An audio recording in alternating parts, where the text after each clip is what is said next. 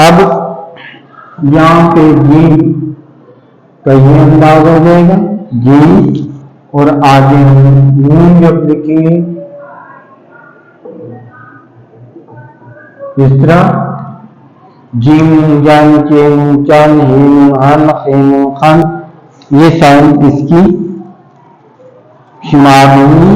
अब इसको अब हम देखते हैं एक लाइन कैसे लिखा जाता है। ये देखिए मैंने ये जीम बनाया ये, और फिर मैंने नून को यहाँ पे बनाया जीम जन, जीम जन।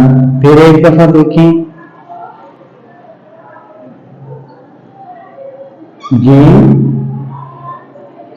नून जन, जीम नून जन। एक लाइन के ऊपर जब हम इसको लिखेंगे तो हम कैसे लिखेंगे, ये आप देखिए, ये लाइन नंबर 3 से हम स्टार्ट करते हैं ये, और अब हम इसको नून को यहाँ पे जब बनाएंगे जीम जन, और जब हम एक लाइन वाली उर्दू की कॉपी पे हम लिखेंगे, फिर आप देखें अब ये लाइन के साथ टच हो रहा है जीम जन। नेक्स्ट हमारा हर्फ है जी वाव। हम वाव को सीखते हैं। वाव को ऐसे ही बनाना है जैसे मैंने आपको नस्तारोर का बनाने का तरीका बताया था। आप इसको धुएं से बनाते हैं और फिर वाव आप बनाते हैं जो। अब यहां पे आप देखें, मैं यहां पे बना रहा हूं जीम वाव। ये देखिए ये लिखा रोर मैंने बनाया है पहले, और फिर मैंने वाव को इस तरह बनाया है। कॉपी पे जब आप लिखें तो ये ऐसे ही लिखा जाएगा। आपने पहले ये बनाना है, फिर नुक्ता रोर बनाना है, फिर वाव आपने इस तरह करना है। तो ये जो हो जाएगा, ये बहुत से अल्फाजों में यूज होता है जैसे जवाब, ख्वाब, जवाब। फिर आप देखिए इसको जीम, ये मैंने यहाँ पे इसके बराबर लाया और वाव मैंने ऐसे बनाया। फिर एक दफा देख लें ये जीम वाव जो। अब हम इसको 4 लाइन की अंदर जब लिखेंगे तो हम इसको यहां से स्टार्ट करेंगे, ठीक है जी, ये जीम वाव जो।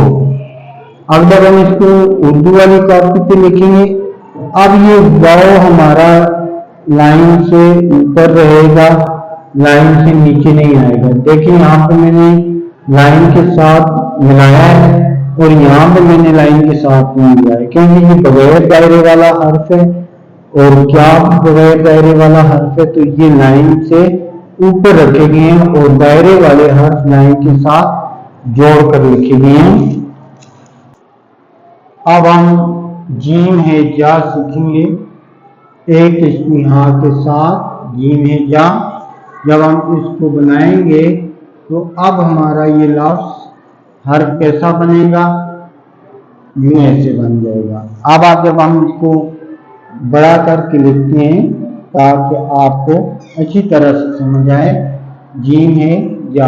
अब ये रेड कलर का हा है और ग्रीन कलर का जीम है जा राइट किया गया है, और इसको हम जीम है, ये देखें ये यहाँ पे ऐसे, अब ये और फिर इस तरह। फिर दोबारा देखें जब हम इसको कॉपी पे 4 लाइन वाले पे लिखेंगे इस अंदाज से, और जब उर्दू की कॉपी पे लिखेंगे इसको लाइन से ऊपर उठाकर लिखेंगे, हम इसको नीचे नहीं लाएंगे। नेक्स्ट हमारा हर्फ है जी जीम छोटी है जी। जीम छोटी ये जीम। अब इसकी स्टाल आप देख रहे हैं कैसी है, जीम छोटी ये छोटी ये जीम, ये जीम। अब यहाँ पे आप देखें जीम, और फिर उसके बाद हम छोटी ये बनाते हैं, जीम ये जीम, जीम ये जीम। अब मुकम्मल कंप्लीट देखें, जीम और ये छोटी ये, जीम छोटी ये। फिर देखें आप, जीम छोटी ये। फिर दोबारा से देख लें आप, जीम छोटी ये। अगला हर्फ है हमारा जी बड़ी ये। अगला हर्फ है हमारा बड़ी ये।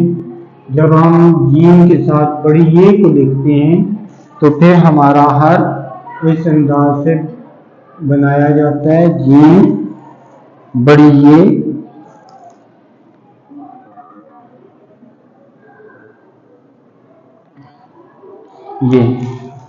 अब इसको आप बड़े देख लें, आपको मैं कुछ यहाँ पे इस तरह सिखा रहा हूँ, जीम बड़ी ये।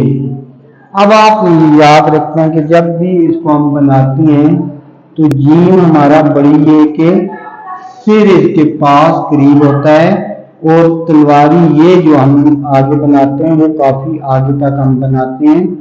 अक्सर हमारे बच्चे इसको इस अंदाज से लिख देते हैं, यूं ऐसे, ये लिखना गलत है। अगर आपका बच्चा इस तरह लिख रहा है तो आपने कोशिश करनी है कि या फिर यूं ऐसे थोड़ा सा बाहर निकाल देते हैं, ये भी गलत है। हमने अपने लफ्ज को ठीक और खूबसूरत अंदाज से बनाना है। जीम और बड़ी ये ऐसे।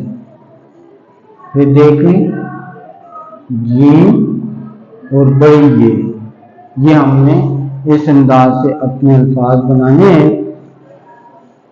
इसके साथ ही आज की हमारे इस मश्क की जो एक्सरसाइज थी, इस जो सबक की मश्क थी 6, वो इन इश्काल के साथ आज मुकम्मल हो चुकी है। तो मेरी उन इश्काल को आपने अच्छी तरह से प्रैक्टिस करना है। आपने 10 मिनट भी अगर मेरे इस लेक्चर से अपनी राइटिंग को दिए, आपने वक्त दिया राइटिंग को, तो मैं यकीन से कहता हूँ कि आप बहुत जल्द राइटिंग अच्छी और खूबसूरत बना लेंगे। हम यही अल्फाज अपने बच्चों की कॉपी पे भी इस्लाह कर सकते हैं।